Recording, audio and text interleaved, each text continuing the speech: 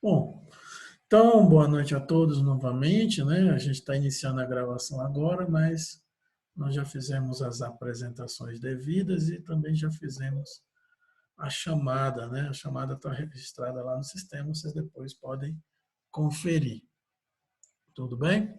Então, nós vamos, primeiro, na nossa conversa, vamos nos situar onde que a gente parou nos nossos encontros presenciais e como que a gente vai continuar a partir de agora. Então, a gente vai citar onde que a gente parou, né? E como que a gente vai continuar. Bom, nós tínhamos visto uma revisão de isostática, especialmente ou especificamente para vigas e pórticos, né? Vimos isostática de vigas e pórticos planos, e logo em seguida aprendemos a calcular os deslocamentos em estruturas isostáticas usando a técnica da carga virtual unitária. E aí nós calculamos deslocamentos em vigas e pórticos planos, e não nós calculamos os deslocamentos. E aí, ao fim do cálculo dos deslocamentos, nós concluímos a nossa parte de aulas presenciais até antes das medidas de restrição, né, de aglomerações. Então, antes desse decreto do governador suspendendo essas atividades presenciais, nós tínhamos concluído o cálculo do deslocamento de estruturas isostáticas. O que vem logo na sequência? Viria logo na sequência, ou está vindo na sequência, o mecanismo do método das forças, que é realmente o coração dessa disciplina de teoria das estruturas 1. Né? O mecanismo do método das forças, que é o coração dessa disciplina de teoria das estruturas 1. A primeira avaliação que nós vamos fazer o cálculo de deslocamento, estrutura isostática, né? E a segunda avaliação, perdão, na primeira avaliação nós vamos fazer o cálculo e a análise de uma estrutura hiperestática, usando o método das forças, né? E a segunda avaliação nós vamos ver algumas forças, algumas solicitações adicionais que se tem na estrutura, tal como recalques, variações de temperatura, barras inclinadas, tudo isso. Então, nós, na parte presencial, fizemos a revisão de isostática e concluímos o cálculo de deslocamento em estruturas isostáticas. O que vai começar agora? O mecanismo do método das forças. O que eu quero dizer com mecanismo? Nós vamos estudar como que a gente aplica o método das forças. Qual que é a filosofia e, principalmente, qual a sequência, né, de uma marcha de cálculo, de uma sequência de cálculo que a gente usa para analisar estruturas, né, analisar estruturas hiperestáticas usando o método das forças. Tudo bem? Está tudo claro? Alguma dúvida? Não, nenhuma. Bom, essa parte do mecanismo do método das forças ia demorar, num ritmo normal que nós estávamos indo, mais ou menos umas 3 semanas, que daria uns 6 encontros. A gente se encontra 2 vezes por semana. Então, no ritmo que a gente estava andando, ia dar umas 3 semanas. Essas 3 semanas já estão gravadas e colocadas no sistema, né? Tá lá no sistema, deixa eu mostrar aqui para vocês.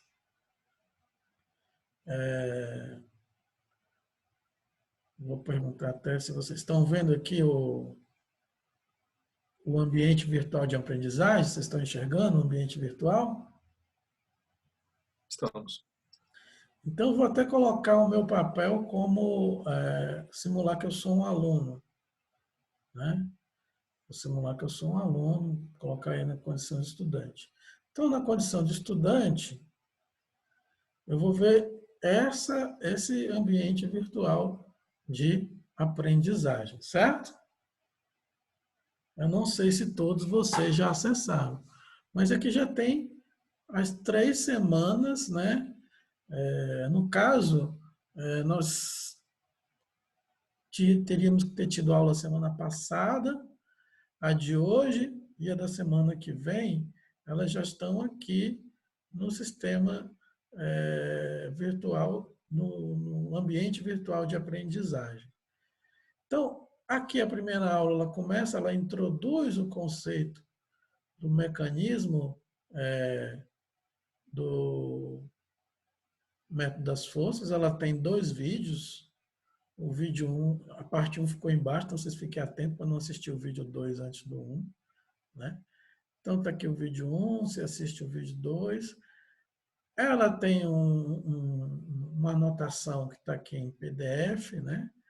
E também tem uma atividade valendo 20 vale pontos, que é para calcular o deslocamento lá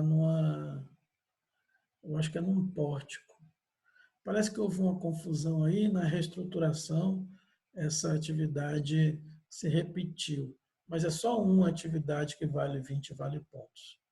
É só uma atividade que vale 20 vale pontos. Sim, no caso, a primeira e a segunda ficarão sendo a mesma atividade, professor. A primeira e a segunda ficaram sendo a mesma. Então, é essa que vale 20 vale pontos, né? Ela tem uma data de entrega, se eu não me engano, era hoje, né? Hoje. Então, ela estava lá, 20 vale pontos essas atividades. Então, aqui no sistema virtual de aprendizagem, já eu gravei os vídeos, coloquei lá no canal, coloquei o link no sistema virtual de aprendizagem e coloquei também os slides com resumo dos vídeos. Então, nessa sequência de vídeos, a gente apresentou o mecanismo do método das forças. Então, vocês podem assistir os vídeos, né? E ir fazendo as atividades. E a partir de agora, né, presencialmente, ou presencialmente, semipresencialmente, não sei nem lá o que é isso, através de videoconferência, melhor dizendo, nós vamos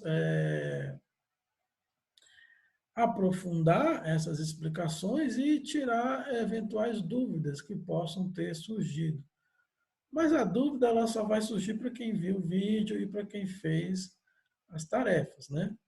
Então, é importante que a gente use, adquira esse hábito de assistir os vídeos, fazer as tarefas, porque é isso que vai validar a nossa frequência, né? Isso que vai validar que o conteúdo foi passado durante esse período, né, de restrição que a gente se encontra. Então, é importante que a gente tenha esse hábito. O ambiente virtual de aprendizagem, ele grava a hora que você entra, ele grava a hora que você sai, né? Então, a gente tem que ter cuidado com isso, tem que entrar no sistema, tem que registrar que você entrou no sistema, porque senão, depois, se não tiver como comprovar que nós executamos as atividades e que a maioria participou, a maioria estava ciente, né? A maioria não, quase 100% aqui está ciente, 100% está participando. Se a gente não conseguir validar isso, a gente pode ter dificuldade. Então, fica aí a recomendação para que vocês entrem no sistema, postem as tarefas, assistam os vídeos, né? Tudo isso é importante. Ok? Deixa eu só fechar aqui.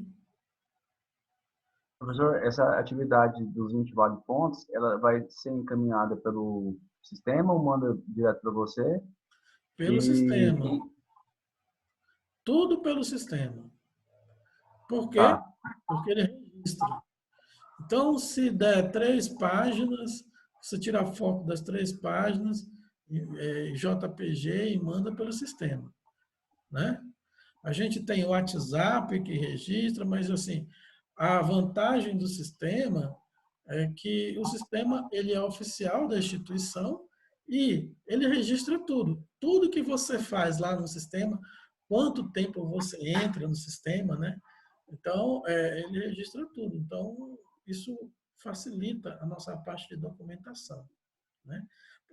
Vai ficar muito complicado, por exemplo, se a gente for lá fazer auditoria no sistema e pega um aluno fulano da Silva qualquer e ele não entrou nem um dia. Né? Ele não entrou nem um dia. Ou a atividade estava lá no dia 30 e ele entrou no dia 12 do mês seguinte, naquela atividade que foi postada no dia 30. Porque o sistema anota a data que a atividade foi postada, ele anota, quando eu entro lá e coloco qualquer coisa, é anotada a data, né? Mandei uma mensagem para todos lá pelo sistema, e aí a gente tem que tomar esse cuidado, porque senão vai ficar complicado depois a gente comprovar que as coisas ocorreram normalmente. Não estamos aqui querendo dizer que alguém lá na frente vai querer fazer uma auditoria, que vai querer contestar, mas é bom a gente tomar as nossas precauções, porque tem outras instituições aí que estão optando por cancelar o semestre, isso vai dar uma confusão tremenda, né? E a nossa instituição optou por adaptar para ensino à distância com as ferramentas que estivessem ao nosso alcance, desde que fique tudo registrado e facilmente comprovado, para que ninguém depois possa vir a dizer que a gente fez aqui um faz de conta, uma enrolação, né? E a gente não deu esse conteúdo e a gente não teve os encontros. Então, a gente tem que tomar esse cuidado aí para registrar. Então, estou colocando as coisas tudo no sistema, né? Por isso que eu estou falando para vocês, é tudo no sistema, porque o sistema ele grava tudo que a gente faz e fica registrado. Tá ok? Bom, Marcos, é Fernando falando. fala. Eu queria te pedir uma gentileza. Eu estou com um problema durante esse tempo, sabe? Minha esposa é enfermeira, eu tenho um filho especial que ficou em casa agora, e eu só consegui me organizar domingo. Será que você não conseguia adicionar até domingo que vem essa postagem dessas tarefas, se for possível? É possível, a gente adapta isso, né? Tudo é justificável, tudo é negociado. Nós estamos vivendo tempos de exceção, né? Nunca antes na história do mundo a gente teve que fazer esse tipo de coisa. Então a gente vai adaptando, mas é importante que vocês também registrem as coisas, entrem no sistema, postem tudo por lá, né? Para que a gente tem que ter minha grande preocupação agora com todas as turmas, eu estou repetindo isso para todas as turmas, é que a gente registre, né? Por exemplo, teve umas aulas que é tanta coisa na cabeça que eu esqueci de gravar, mas aí fica o registro de outras formas. Agora eu estou gravando. Depois eu vou pegar essa gravação e vou postar lá no sistema. Então, outra forma de registro, vocês se inscrevam lá no meu canal, onde eu estou postando os vídeos, né? Se inscrevam no canal, aperte o sino, coloque o like, porque tudo isso fica registrado, tudo isso é rastreável. Você fala, não, eu assisti, eu não fui à aula, mas eu assisti o vídeo da aula que foi postado lá depois, né?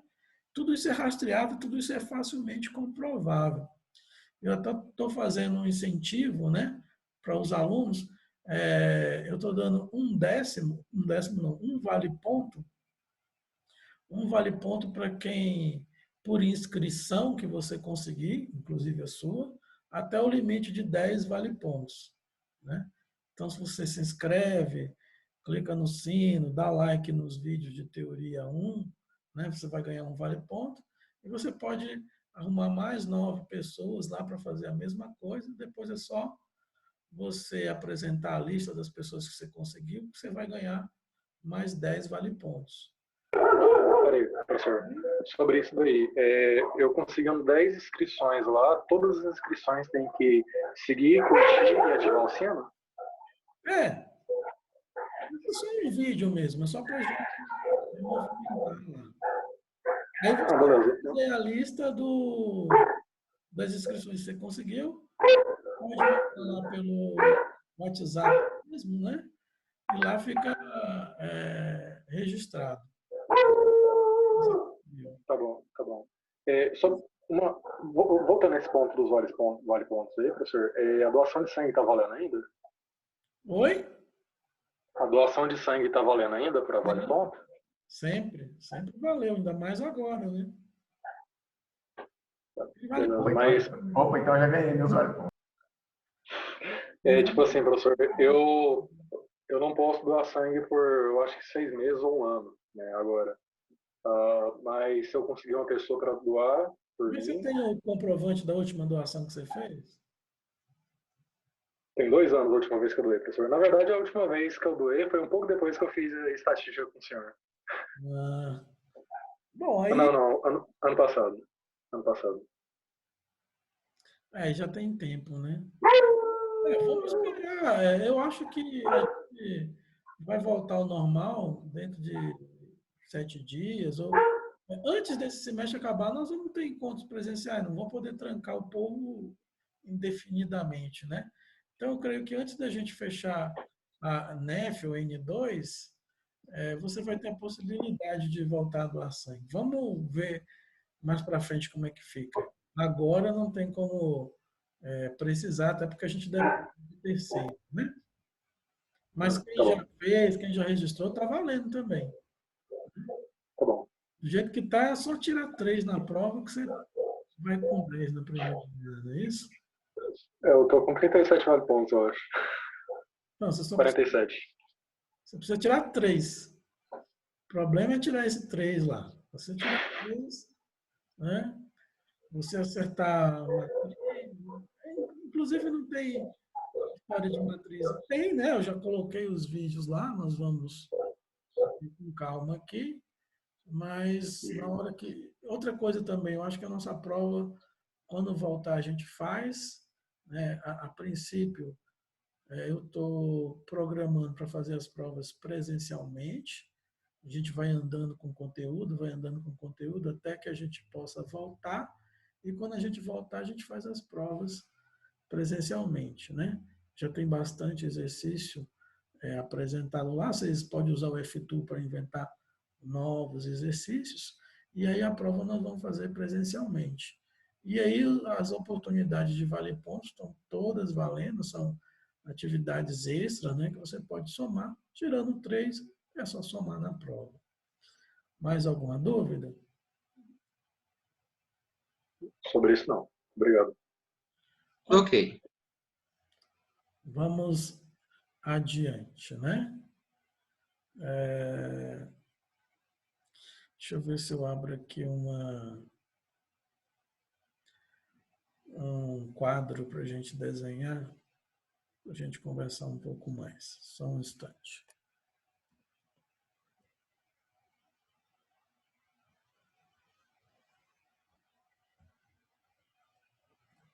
Ok, estou abrindo aqui.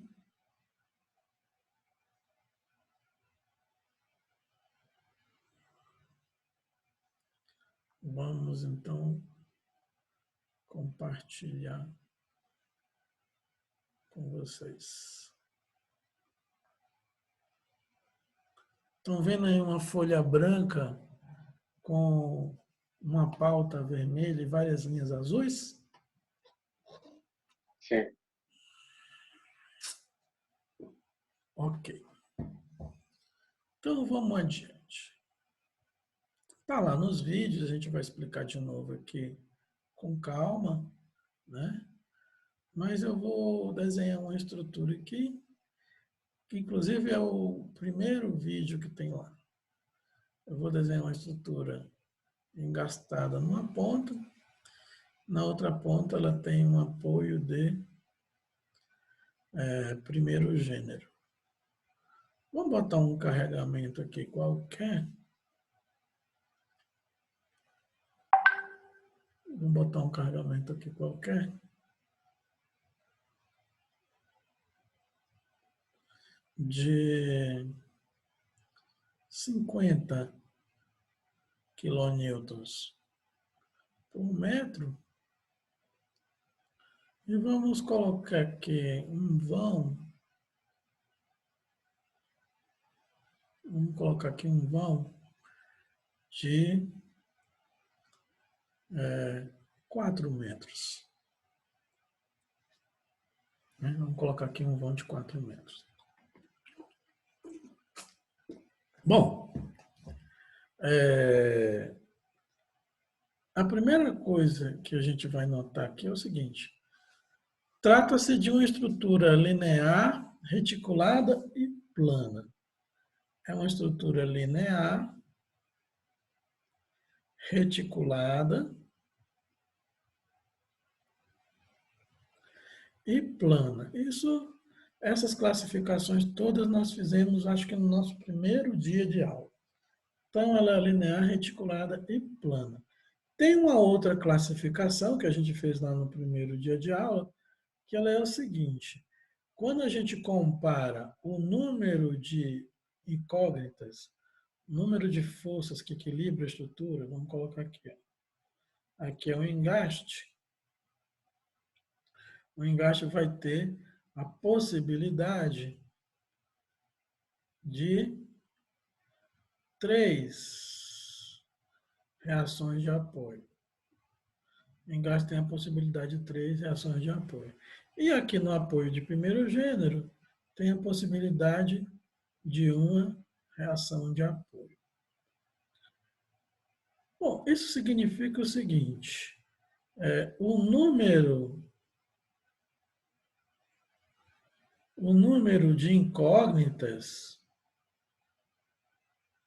ou reações de apoio, as incógnitas para a gente vai ser sempre reação de apoio, nesse caso aqui é 4. E como se trata de uma estrutura plana, o número de equações de equilíbrio, no plano eu tenho 3 equações de equilíbrio. Somatório das forças na direção x, somatório das forças na direção y e somatório dos momentos em torno do eixo z, que é um eixo ortogonal ao plano xy. Eu tenho 3 equações e, no caso, eu tenho 4 incógnitas. Quando o número de incógnitas supera o número de equações, a estrutura ela vai ser uma estrutura hiperestática. A gente já fez essa estrutura hiperestática.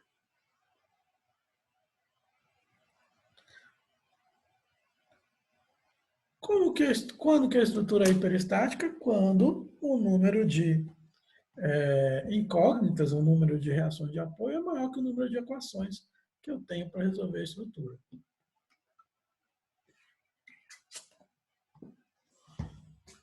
Três aulas seguidas, minha voz está um bagaço. Mas vamos lá. Então, a estrutura é hiperestática. Então, o nosso dilema agora é como resolver a estrutura hiperestática?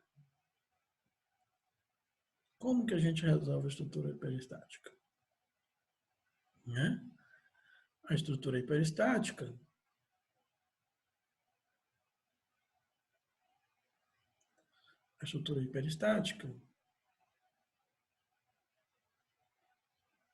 e a pergunta é como analisar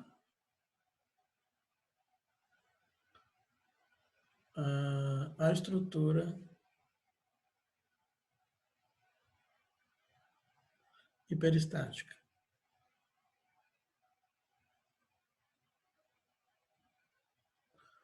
Analisar é o que mesmo, gente? Quem que responde aí? O que é analisar a estrutura?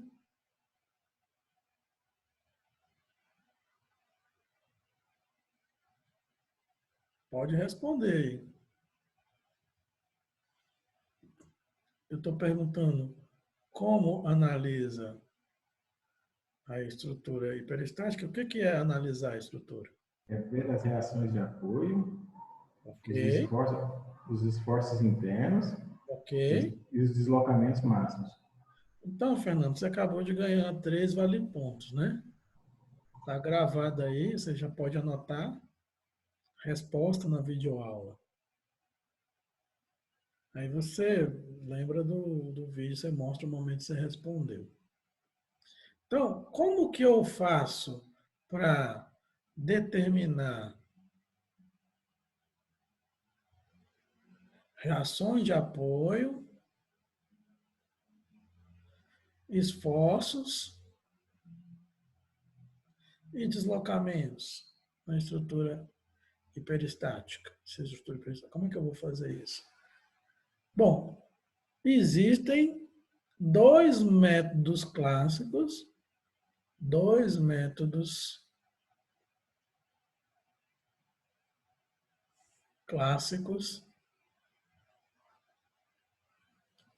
de análise estrutural. Existem dois métodos clássicos de análise estrutural. O primeiro método é o método das forças. É o método das forças. Esse que nós estamos vendo aqui nós vamos ver, ou já começamos a ver em teoria 1.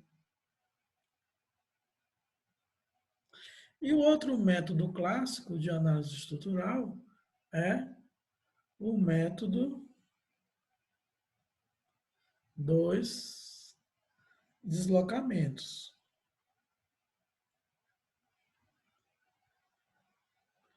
Então, esses são os dois métodos clássicos de análise estrutural. Tem outros? Tem, mas esses são os clássicos, esses que a gente estuda, esses que a gente tem que aprender aqui na graduação. Então, a gente aprende teoria 1, que dá uma boa ideia de como que a estrutura responde às solicitações externas, né?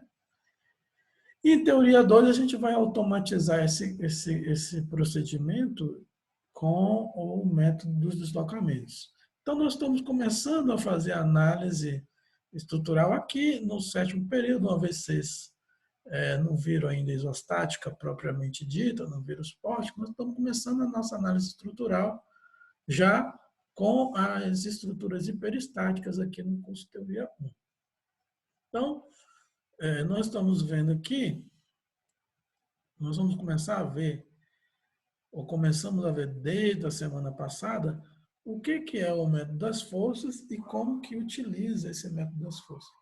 E até por que o nome dele é esse, método das forças. Né? Então, revendo o que a gente viu até aqui, é o seguinte, eu tenho uma estrutura linear, reticulada e plana, eu tenho estrutura linear, reticulada e plana. Né? Essa estrutura ela tem mais incógnitas do que equações disponíveis para resolver. No caso de estrutura plana, são sempre 3 equações, por enquanto. A não ser que eu acrescente uma rótula, né? Vocês já viram lá, quando eu acrescento uma rótula, aparece mais uma equação. Mas quando não tem rótula, são 3 equações. Somatório das forças na direção x, somatório das forças na direção y e somatório do momento em torno do eixo z. Então, essa estrutura que eu estou mostrando aqui, ela é hiperestática, porque ela tem mais incógnitas, mais reações do que equações. E para resolver essa estrutura, eu tenho duas alternativas. Ou eu uso o método das forças, ou eu uso o método dos deslocamentos. Eu tenho essas duas alternativas. No curso de Teoria 1, nós vamos aprender a resolver as estruturas hiperestáticas usando o método das forças. Dúvidas? Podemos prosseguir?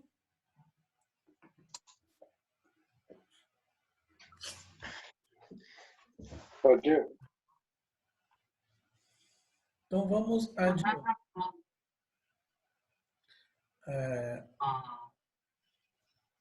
Alguém perguntou alguma coisa?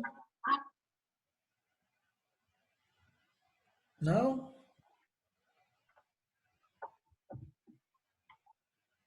Então, vamos prosseguir.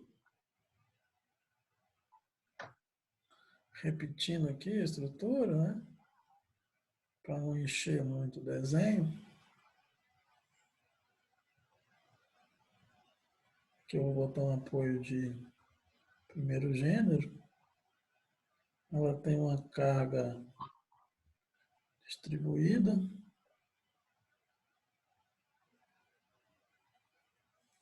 Ela tem uma carga distribuída de 50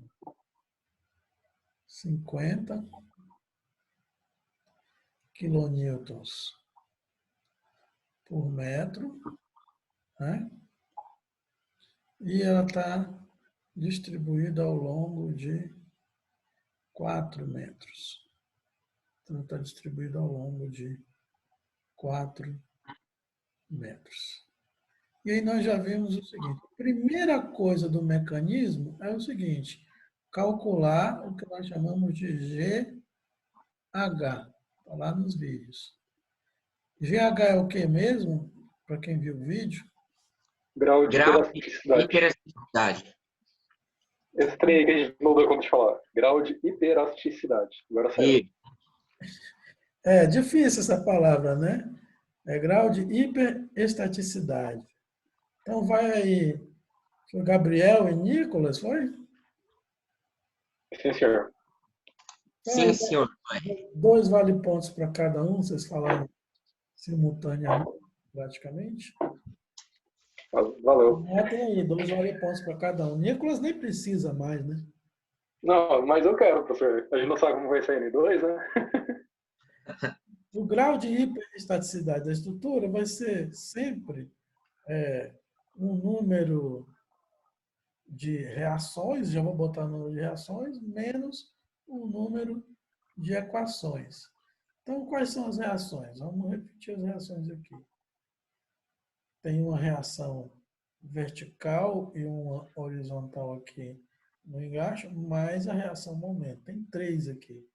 E aqui, no outro apoio, vai ter uma reação vertical. Então, isso aqui vai ser 4 reações, menos 3 equações. O grau de hiperestaticidade deu 1. Isso significa o seguinte, que a estrutura é uma vez hiperestática. Isso significa que o número de incógnitas que supera o número de equações é 1. Isso significa também que eu vou ter que romper um vínculo. Eu vou ter que romper um vínculo. Né? Então, as vinculações externas geralmente estão nos apoios, né? São pontos de força, de aplicação de força, que restringe o deslocamento. Então, tem que romper um vínculo. Para quem assistiu os vídeos, né? Para quem assistiu os vídeos, existe um grande problema nessa hora aqui, que é a hora de romper os vínculos. Qual que é, então, o maior problema na hora de romper os vínculos? Definir o lugar onde colocar. Exatamente, mais 2 vale pontos para você. Por quê? Eu tenho aqui, ó, 1, 2, 3, 4 possibilidades. E ainda tem os vínculos internos que a gente não viu. Mas eu preciso romper um desses aqui. Eu preciso romper um desses aqui. Essa é a maior dificuldade. Essa é a maior dificuldade do método das forças. Padronizar como romper os vínculos. Eu preciso romper um. Qual deles? Né? Então, com a experiência, a gente vai começando a ficar esperto e vai aprendendo que tem umas situações que facilitam a nossa vida e tem outras situações que complicam a nossa vida. Como vocês não têm experiência nenhuma, né, vamos começar com quem já tem experiência. Então, no primeiro momento, eu vou romper esse vínculo aqui. Romper o vínculo, eu vou tirar esse apoio. Ao tirar esse apoio, o que que acontece? A estrutura que era hiperestática, ela era uma vez hiperestática. Eu rompi um vínculo, ela passou a ser isostática. Deixa eu desenhar melhor aqui.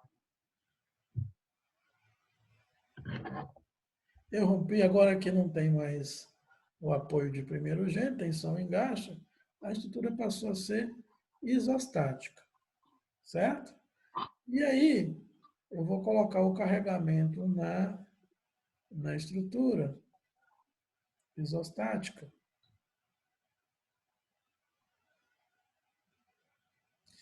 Com o vínculo rompido, né? Ou com os vínculos, vai depender de quantos vínculos vou ter rompido. E vou chamar essa estrutura aqui de E0. O E0 é simplesmente a estrutura original com o vínculo rompido.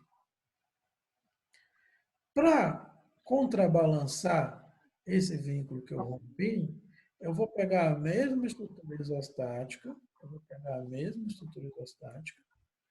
vamos repetir ela aqui embaixo. Eu vou pegar a mesma estrutura isostática, sem o vínculo, né? E vou aplicar no ponto onde eu rompi um vínculo, uma força equivalente à força que teria lá se o vínculo não tivesse sido rompido. E aí eu vou fazer a seguinte coisa, essa força incógnita, como só tem uma força, eu vou chamá-la de força F1.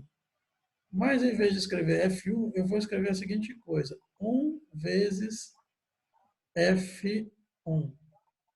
1 vezes F1. Onde 1 é um vetor unitário, né? Com direção e sentido positivo, e F1 é a intensidade da força que eu não sei ainda. E essa força incógnita é colocada no ponto onde eu rompi o vínculo. Por isso que chama o método das forças. Eu rompo um vínculo, e no lugar onde eu rompi um vínculo, eu coloco uma força equivalente, né, ao comportamento da estrutura, como se ela não tivesse rompido um vínculo. Como assim, professor? Vamos olhar aqui as três estruturas. A estrutura original tem esse apoio aqui.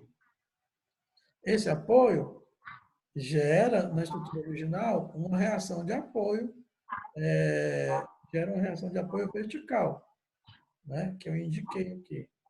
Vai gerar uma reação de apoio vertical. Quando eu retiro esse vínculo, do jeito que está aqui, ó, eu retirei o vínculo, ficou o ponto de balanço aqui. Para equilibrar, para contrabalançar a retirada desse vínculo, eu coloco uma força. Por isso que chama método das forças. Como eu rompi só um vínculo, eu só vou ter uma força, e esse estado aqui eu vou chamar de E1. É um estado intermediário 1. Então, o E0 está aqui, é a estrutura original com o vínculo rompido. Vou botar os 50 aqui embaixo, 4 metros. Né? E para contrabalançar, aqui no mesmo vão de 4 metros, vou botar uma força F1, que eu não sei a intensidade dela. E eu vou botar 1 vezes F1 para facilitar o meu entendimento. Alguma dúvida até aqui? Não. Não. Professor, Oi. só tem uma coisa, parece que o seu áudio está dando tipo eco, aí às vezes está difícil de entender. Está dando eco? Isso. Está até tranquilo aqui. Está escutando bem agora? Não, tá tranquilo. Tá. Então vamos. Agora melhorou um pouco. Tinha um microfone aberto, eu não sei de quem, eu nem vi. Mas vamos lá. Bom, então, resumindo. Uma vez hiperestática, rompe um vínculo. Rompeu um vínculo, acrescenta uma força no lugar onde eu rompi o vínculo. E aí eu vou fazer o seguinte. Essa estrutura original hiperestática, vai ser igual à sobreposição dos efeitos das duas isostáticas. Então, se eu tiver uma estrutura N vezes hiperestática, eu vou ter que resolver N mais uma estruturas isostáticas. Por isso que isostática é tão importante, né, na análise estrutural, tão importante em teoria 1. Porque o curso de teoria 1, ele resolve uma estrutura hiperestática, fatiando essa estrutura hiperestática em várias isostáticas, né? E aí sobrepõe os efeitos das isostáticas e chega na hiperestática que eu queria resolver. Essa é a ideia. Essa é a ideia. Bom, nessa estrutura isostática aqui do E0,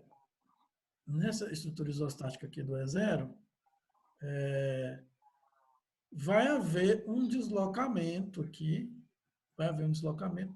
Eu vou chamar esse ponto aqui, onde eu rompi, ponto 1, porque só tem um. Né? Aqui é o ponto 1. Né? Só tem um ponto. Se eu tivesse rompido 2 vínculos, ia ter o ponto 1 e o ponto 2. Se eu tivesse rompido 3 vínculos, ia ter o ponto 1, o ponto 2 e o ponto 3.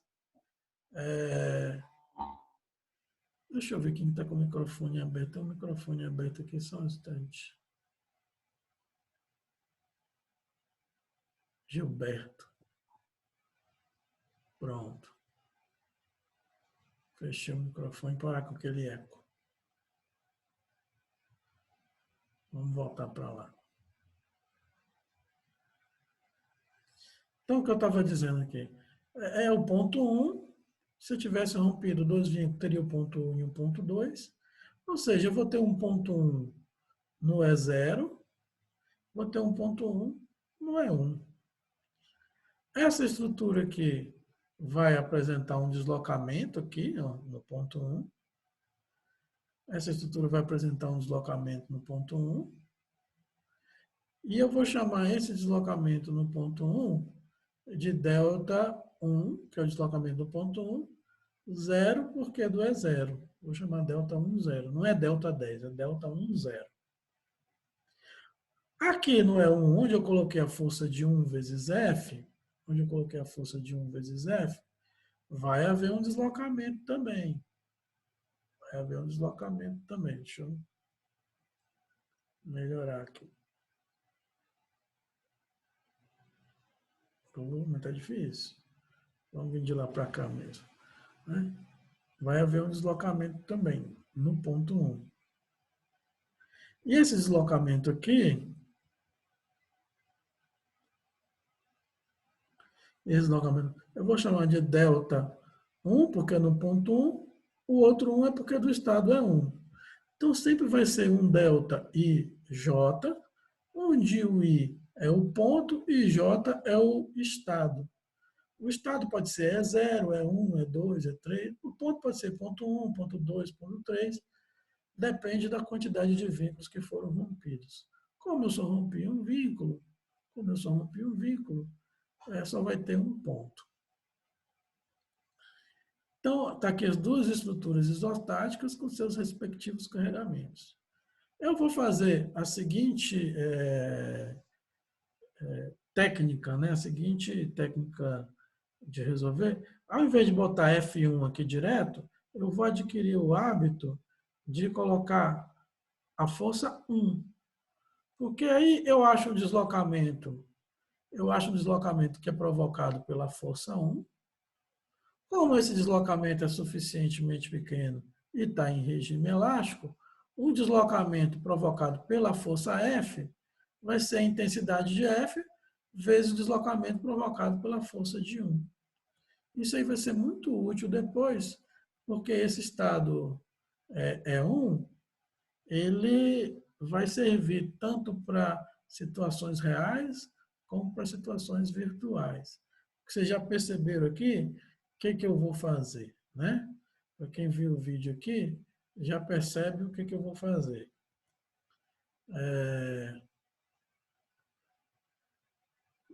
Aqui, na estrutura inicial, o deslocamento vertical no ponto onde eu rompi um vínculo, é zero, porque tem um vínculo. Justamente porque tem um vínculo, não vai deixar descer, o deslocamento vertical é zero.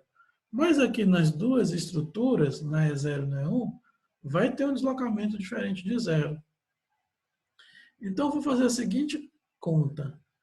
Delta, que é o deslocamento no ponto 1, delta, que é o deslocamento no ponto 1, vou chamar de delta 1, é igual a delta 1, 0, perdão.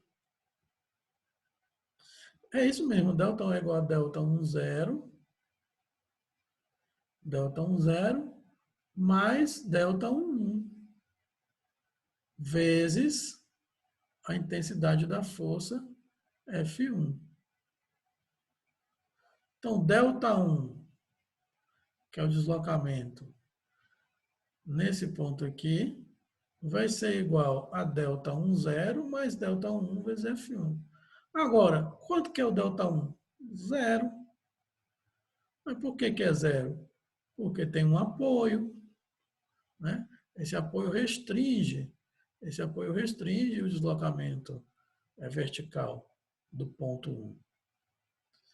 Então, 0 é igual a delta 1, 0, mais delta 1, 1, vezes F1.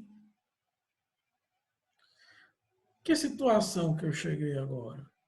Eu cheguei na seguinte situação. Delta 1, 0 é o deslocamento em uma estrutura isostática. Delta 1, 1 é um deslocamento em uma estrutura isostática. Então, eu preciso calcular esses deslocamentos. Que é o que a gente tinha acabado de concluir antes dessa restrição das nossas aulas presenciais. Nós tínhamos feito vários exercícios do cálculo de deslocamentos em estruturas isostáticas. Então, para resolver esse problema, eu preciso achar delta 1, 0 e preciso achar delta 1, 1. Né? E aí, como que a gente vai fazer? Vamos aqui para a próxima página. Vamos colocar a estrutura aqui. A estrutura delta 1, 0.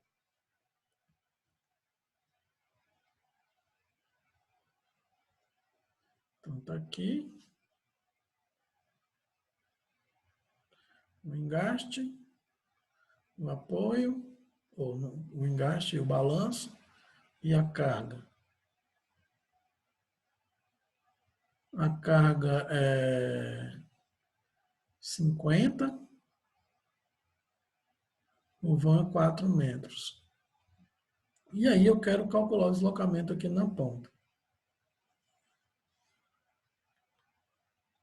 Esse é o meu problema, eu tenho que achar o delta 1, 0. Se eu quero calcular o deslocamento aqui na ponta, eu vou ter um estado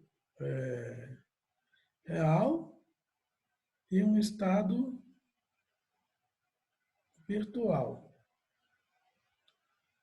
Eu vou ter um estado real e um estado virtual.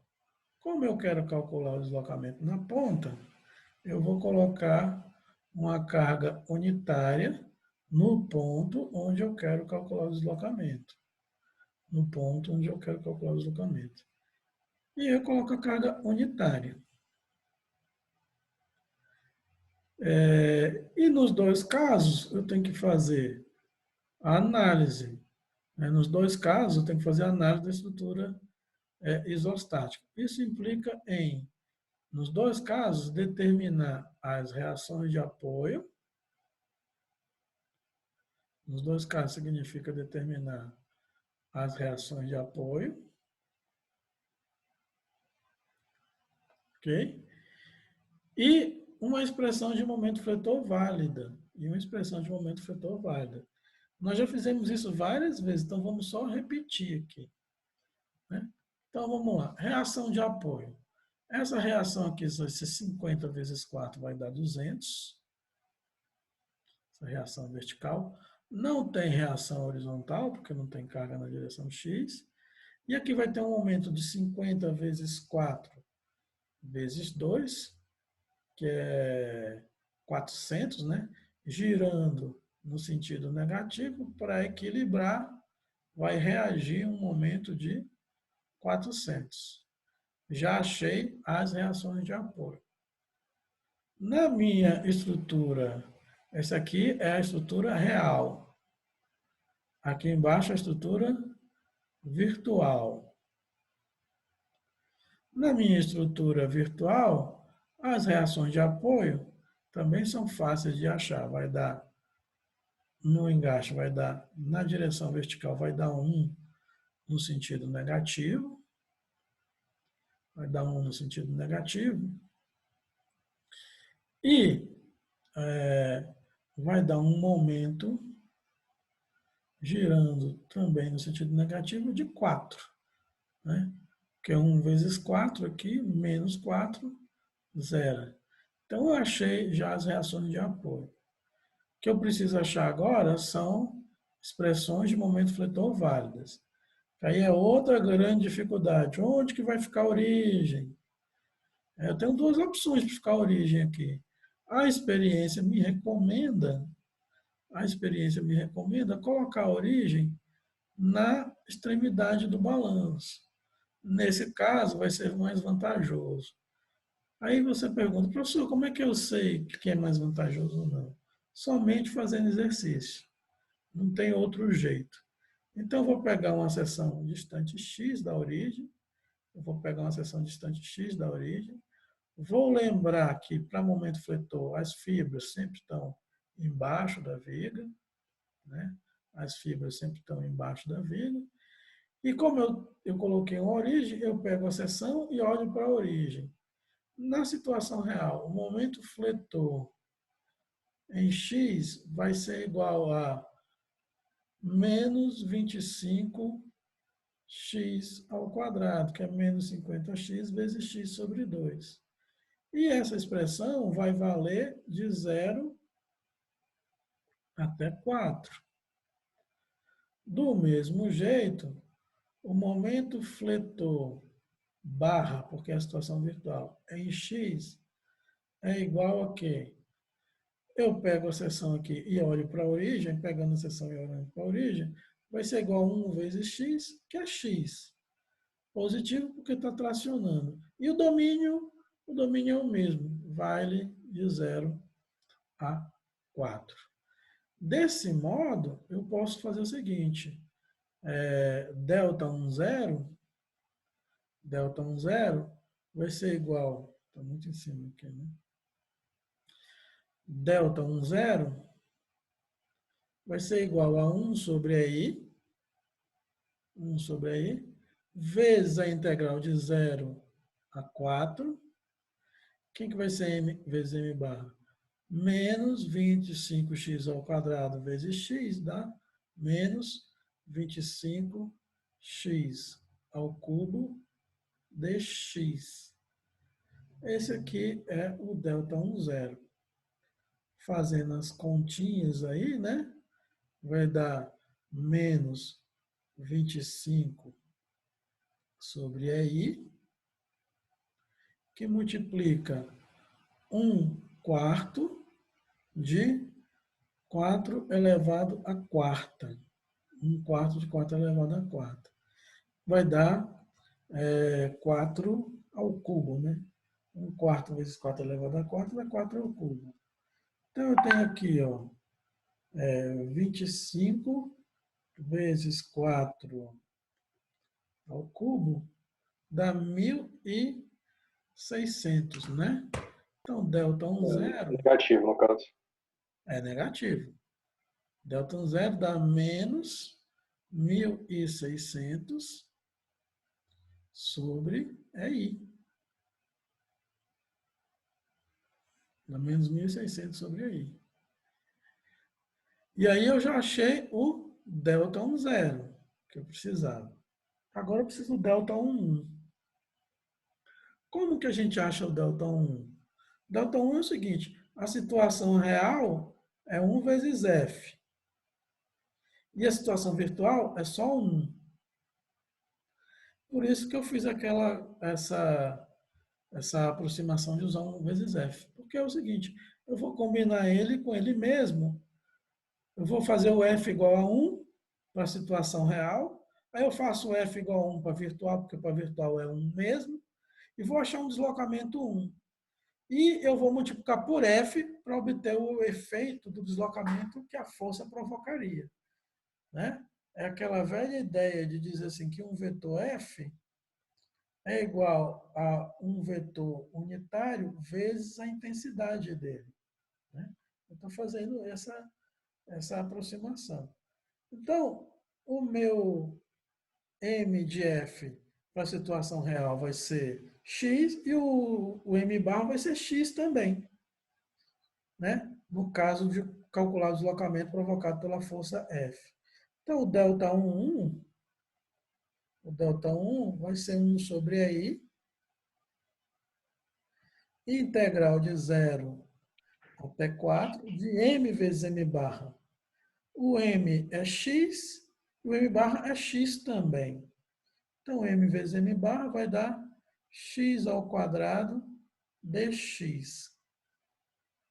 Isso aqui vai ser igual a 1 sobre I, que multiplica 1/3 vezes 4 ao cubo, né? 4 ao cubo deve ser 64. Então, ΔI é igual a 64 sobre 3i. 64 sobre 3i. Vezes F1. Vezes F1. Né? Eu fiz tudo para força unitária e no final multiplico o efeito. E agora que eu sei disso, eu vou voltar lá para a minha equação original. Então, eu tenho que 0 é igual a ΔI menos 1.600 sobre EI, mais ΔI. ΔI, eu acabei de calcular, é 64 sobre 3EI vezes F. Né? Então, é isso aqui que vai acontecer. Vamos pegar essa equação e jogar ela aqui para baixo. Né? Então, ficou uma equação com uma incógnita. Vamos para colocar aqui. Ficou uma equação com uma incógnita. Vamos resolver essa equação aqui. Vai ficar o seguinte, ó. 64 sobre 3i vezes F1 é igual a 1.600 sobre EI. O EI pode cortar, né? O EI corta aqui, o EI corta aqui. Isso F1 é igual a Fernando, desliga aqui o microfone aí. 1.600 vezes 3 dividido por 64. 1.600 vezes 3 dividido por 64. Fazendo as continhas, vai dar 75. Muito bem. O que isso significa? Isso significa o seguinte. Naquela estrutura original,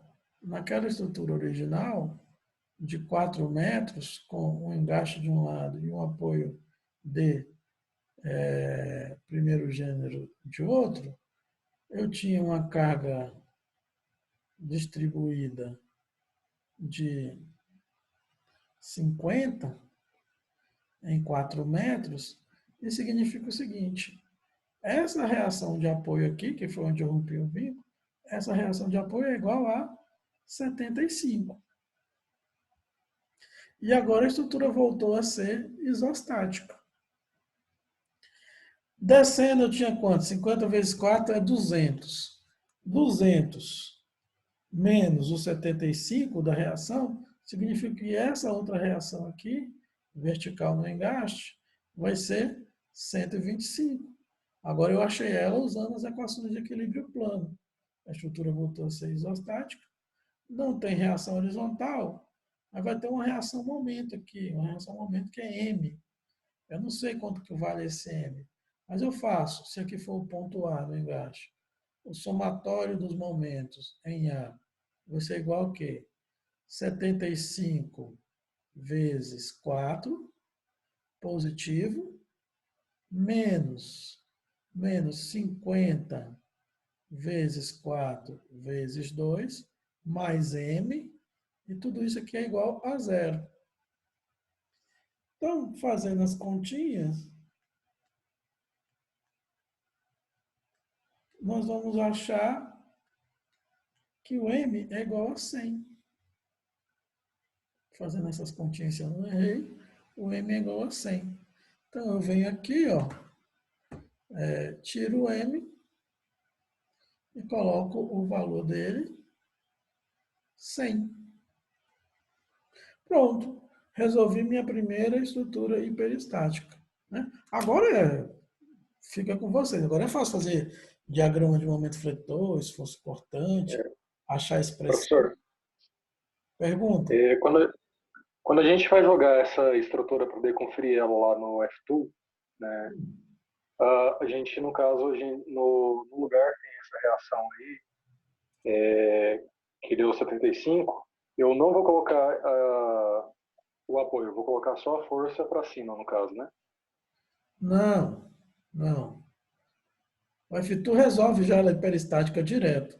Se lá no F2 você vai fazer o seguinte, você vai colocar o carregamento, vai colocar engaste de um lado, vai colocar apoio simples do outro, vai colocar a carga de 50 e vai mandar calcular. E aí ele já vai te dar essas reações. Direto. Todas elas? Sim. Aí ele vai dar que é 125 aqui, 75 aqui, e vai dar que é 100 do outro lado. Você vai clicar lá em Show Reactions Values e ele vai mostrar para você. Ou você manda fazer o diagrama de momento fletor também, mas tem uma opção lá que é Show Reactions Values. O F2 já resolve a estrutura hiperestática direto. Né? Então você usa até para conferir, para ver se você sabe usar. Mas como eu sempre venho dizendo para vocês, você só pode usar o programa se você sabe fazer sem ele. Nós agora fizemos sem ele. Então você já está apto a usar o programa. Né? Você vai usar para conferir se você fez certinho, se deu certo. O F2 é muito. Ainda tem um detalhe, você pode entrar com um dado errado, né? Às vezes o cara confia demais no programa, mas quem está entrando com dado é humano. Né? O F2 ele não olha e fotografa e já resolve, não. Eu tenho que entrar com os dados. Mas se você entrar com os dados certinho, que dados? 4 metros, 50 kN por metro, apoio de primeiro gênero, engaste do outro lado. Se você colocar isso e fizer no F2 agora, se põe no F2, vai dar 125 de um lado e 75 do outro. Né? Vamos ver aqui se eu consigo compartilhar o F2 com você. Primeiro eu tenho que achar o meu F2, né? Nem sei onde que ele está. Mas só um instante aqui que eu vou procurar o F2.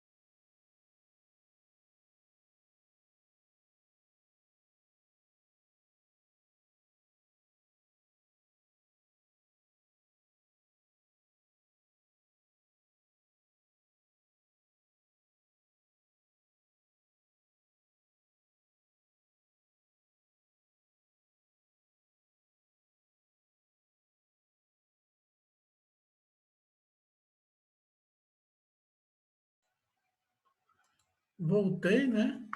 Eu achei aqui o F2. Vamos ver como que a gente faz essa estrutura lá no F2. Vamos compartilhar aqui o F2 com vocês. F2. Vocês estão vendo o F2 aí? Sim. Então, vamos colocar a estrutura aqui. Então, eu vou colocar os nós primeiro, né? 0 e 0. E o próximo é 4 e 0. E aí eu vou colocar a barra agora. Opa, tirar o teclado. Vou colocar a barra. Então, começa no 0 e 0 e morre no 4 e 0. Agora eu vou colocar o material.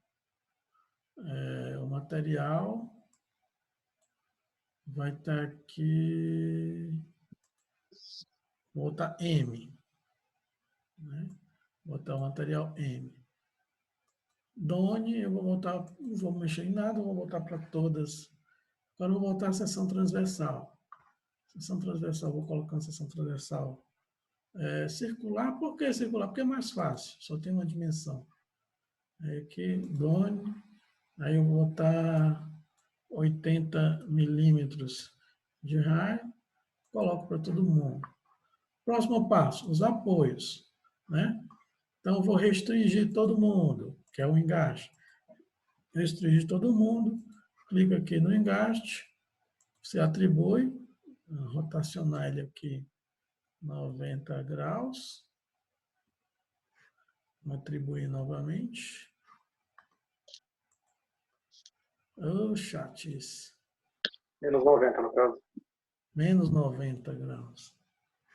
Vamos atribuir de novo. Pronto, agora ficou engastado. E do outro lado é um apoio de primeiro gênero. Então, está liberado X, né? A única coisa que está restrita é o Y. O resto está liberado. Então, vou fazer aqui e vou aplicar esse nó aqui. Opa! Fiz alguma coisa errada aqui. A sua rotação está 90, professor. Ah, tá. Vou botar 0 aqui. Vamos atribuir de novo. Pronto. Agora, está aqui, a estrutura do jeito que ela estava. 4 metros, a barra. Vou colocar o carregamento. Tinha um carregamento Q, né, de menos 50. Menos 50. E aí eu atribuo esse carregamento para a barra. Né? Vou só aumentando o zoom aqui. Todo mundo viu? Agora, vamos lá. Tem que salvar. Vamos chamar aqui, exemplo. Vamos salvar aqui no desktop, depois eu mando para você. Olha aqui. Aí eu vou aqui, mostre, display, vou apresentar aqui, valores das reações de apoio. Olha aí. Vamos aumentar aqui o tamanho da letra. Vou botar grande. Olha aqui, ó. Vocês conseguem enxergar essa reação de apoio aqui, o valor? Sim. Sim. Sim. Dá para ver sim. Um aumento 100, do outro lado 75. Né? Independente do GH, Não, aqui o F2, inclusive, ele usa o método de deslocamentos para resolver. Na verdade, ele usa o método da rigidez, que é um método de deslocamentos computacional. Ele resolve de outro jeito, mas ele chega na mesma resposta. Né? O F2 não usa o método das forças para resolver. O método das forças ele não é utilizado computacionalmente. Aí o cara pergunta, por que a gente estuda? Para poder entender como que a estrutura responde às solicitações. Senão, se a gente fosse direto para o método de deslocamento sem ver o das forças antes, a gente ia ser macaquinho de computador, né? Macaquinho de uso de tabela. Né? Isso não é o objetivo. Nós usamos o método das forças antes para poder entender. Olha que interessante, né? A gente fez no F-Tool, e chegou na mesma resposta. A gente chegou na mesma resposta do que a gente estava fazendo aqui. Né? A mesmíssima resposta. A gente saiu da situação seguinte. Qual foi a nossa situação no início de tudo? Eu não sei resolver estrutura hiperestática. Eu não sei resolver. Como que eu faço? Olha, tem 2 métodos. Você vai usar o método das forças. Eu usei o método das forças e cheguei no final, eu concluí a minha análise. Né? Cheguei no final, eu concluí a minha análise. Concluí a análise seguinte, quer dizer, quase concluí, eu não fiz os diagramas ainda, né? Mas agora que vocês têm as reações de apoio e carregamento, o diagrama fica para vocês fazerem, né? Que agora ficou fácil. A estrutura agora não tem mais hiperestaticidade, você já resolveu as reações de apoio. Mas resolveu como? Usando o método das forças. E lá no F-Tool, o F-Tool resolve de outro jeito. O F-Tool usa o método da rigidez, que é uma forma computacional matricial do método de deslocamento, que vocês vão ver lá em teoria 2. Então, essa estrutura aqui a gente vai resolver em teoria 2 também. Né? Mas em teoria 1, com o método das forças, é desse jeito que resolve. Né? É desse jeito que resolve. Rompe vínculo, coloca a força e faz a equação de compatibilidade. Quando a gente resolve a equação de compatibilidade, a gente acha as forças, né, incógnitas da estrutura. Achando as forças incógnitas da estrutura, a estrutura volta a ser isostática e aí a gente acha os diagramas dos esforços internos e conclui a nossa análise com teoria das estruturas 1.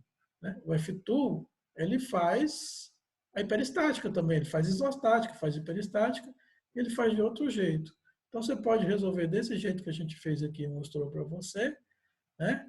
E comparar. Nós acabamos de ver aqui, que deu certo. Né? A gente tem que ter bastante confiança. Né? Se o F-Tool der diferente do meu, eu tenho que confiar mais em mim, ou eu acho que eu posso ter entrado com dado errado em algum lugar. Né? Mas dá a mesma resposta. Tudo bem? Você entendeu agora como é que o F-Tool faz? Sim, senhor. Tranquilo. Então, por hoje é isso aí, pessoal. Por hoje é isso aí. Eu não sei como é que vocês acham que funcionou, como é que fluiu a aula dessa nova forma. Eu estou achando bem mais intenso, né? Para mim, minha voz está bem mais gasta do que numa segunda-feira normal, mas eu não sei como é que está aí o entendimento de vocês. Tem os vídeos, né? Esse exercício está lá no vídeo, você pode ver, né? E nós vamos resolver muitos exercícios. Não tem jeito de aprender teoria das estruturas sem resolver mais muito exercício. E qual que é a vantagem do F-Tool, já que você citou o F-Tool? A grande vantagem é o seguinte, você pode bolar os seus exercícios que você já tem o gabarito. Né? Eu passo o exercício, você nem precisa ver o gabarito. Se lá no final a resposta não deu a mesma, você errou. Mas aí eu pergunto para vocês, então por que a gente não usa o F-Tool direto? Se ele já faz tudo. A gente faz um curso de aprender a usar F-Tool. Porque se um dia a gente estiver no meio do mato, sem internet, sem nada, a gente tem que saber fazer na mão. Mais importante do que isso, do que estar no meio do mato, é o seguinte. Vamos colocar a seguinte situação. Um cirurgião, hoje em dia você pode fazer cirurgias assistidas por computador, e aí você controla o computador de um terminal. Né? Você controla o robô de um terminal de computador. Agora eu te pergunto, quem é que vai mexer nesse robô aí? Quem é que vai mexer nesse computador? Sou eu? É você? Vamos supor que o cara treine a gente a usar o programa. Se você quer que o bisturi desça, você clica aqui. Se você quer que o bisturi corte, você clica aqui. Você clica nesse botão e nesse botão, ele vai dar a linha de corte. Tudo isso aí, as pessoas me ensinam a usar o programa. Agora, você vai fazer a cirurgia, tá o cara lá na mesa de cirurgia, você vai fazer a cirurgia usando esse programa, usando esse robô. Quem é que pode usar esse robô? É qualquer pessoa ou é alguém que sabe fazer a cirurgia sem usar o robô? Né? É alguém que sabe fazer a cirurgia sem usar o robô, sem usar o computador? É um médico. Né? É um médico. E não é qualquer médico, é um médico especializado naquele tipo de cirurgia. Então, quem que pode usar programa de análise estrutural? Engenheiro civil. E não é qualquer engenheiro civil. De repente você foi para a área de estrada, saneamento, meio ambiente, você viu isso na graduação, mas tem 20 anos que você não vê isso, você não vai pegar um programa de análise estrutural e vai usar ele da noite para o dia. Ou então não pode acontecer, como acontece hoje em dia, do cara terminar a graduação sem saber o que é apoio de segundo gênero, aí vai, matricula nesses cursos de faça o projeto completo de uma edificação na sexta e no sábado, né? E ele acha que em 2 dias ele virou analista estrutural. Não é bem assim, né? Então, por que a gente não usa o F2 direto? Por que a gente não usa qualquer programa direto? Porque as pessoas que usam esse tipo de programa têm que ser pessoas especializadas, a gente tem que ser, no mínimo, graduado em engenharia civil. No mínimo, né? E no caso específico de estruturas mais complexas, tem que ser um especialista em análise estrutural. Porque senão vai fazer, em algum momento vai fazer besteira. Por mais que os programas tornem os casos usuais muito simples de serem resolvidos com clica aqui e clica ali, em algum momento, o cara que não entende como a estrutura funciona, como que a estrutura responde, ele vai fazer besteira. Ele vai fazer besteira. Muitas vezes essa besteira não aparece, porque ela pode redundar no superdimensionamento. Aí, um prédio que custaria 1 milhão vai custar 3 milhões, porque ele pegou e superdimensionou, a fundação ficou muito grande, mas está firme, não caiu. Não é assim que funciona também. Ou então ele vai fazer besteira no sentido de errar algum tipo de consideração e chegar ao colapso da estrutura. Então, a gente primeiro tem que entender como que os métodos clássicos funcionam, tanto o método das forças quanto dos deslocamentos. Depois que eu sei disso, aí eu posso usar programa, porque o programa agiliza, né? O programa acelera uma coisa que a gente já sabe. Né? Hoje em dia, a gente faz conta de multiplicar na calculadora. A gente resolve o sistema de equação na calculadora. Por quê? Porque eu já sei fazer isso sem a calculadora. Eu sei como que a coisa funciona. Né? Então, não vamos usar programa de análise estrutural, nem muito menos de dimensionamento, sem entender como fazer sem esse programa. Essa é a regra de ouro para o uso de programas de engenharia. Você só pode usar se souber fazer sem ele. Usando essa regra, você vai se dar bem. Agora, se você começa a usar um programa e não sabe resolver aquele problema sem usar o programa, você está numa zona muito perigosa. Você não sabe o que você está fazendo e, o pior, acha que sabe. Né? Então, a gente usa os programas quando a gente sabe fazer sem eles. Beleza? Beleza. Bom, então, por hoje era isso, né? Eu espero que dê para fazer um entendimento legal. Essa gravação vou disponibilizar para vocês depois, assistirem com mais calma. Se alguém tiver alguma consideração antes de encerrar, pode abrir os microfones e falar agora. Aquelas 10... Na quarta-feira... Por ordem. Na quarta-feira a gente encontra de novo no horário da aula? Sim, nós vamos começar a adotar essa metodologia. Mas, de qualquer forma, eu anuncio lá no WhatsApp. Como a gente está trancado mesmo, a gente pode ter horários alternativos, pelo menos um horário alternativo para tirar uma semana de atraso. Mas vamos adotar o hábito de fazer no horário da aula, até para não dar choque, né? De repente, 2 professores têm a ideia de fazer no domingo de manhã e aí você está fazendo as 2 disciplinas e não consegue fazer, né? Então, vamos adotar essa tentativa de fazer no horário da aula para não dar choque, beleza? Beleza, tudo ok. Então, pessoal, um abraço a todos. Eu espero que todos vocês estejam bem, né? Cuidando dos seus familiares, se estejam bem em casa. Vamos ficar tranquilo, que a gente está se adaptando e o curso está andando, não vou dizer normalmente, porque não seria assim, mas o curso está andando dentro das possibilidades com uma boa adaptação. O importante é que vocês aprendam a usar esse método na análise de estruturas. Vamos ver isso mais adiante na resolução de mais exercícios. Ok? Um abraço a todos e até a próxima. Então, boa noite, professor. Até mais. Obrigado. Boa noite.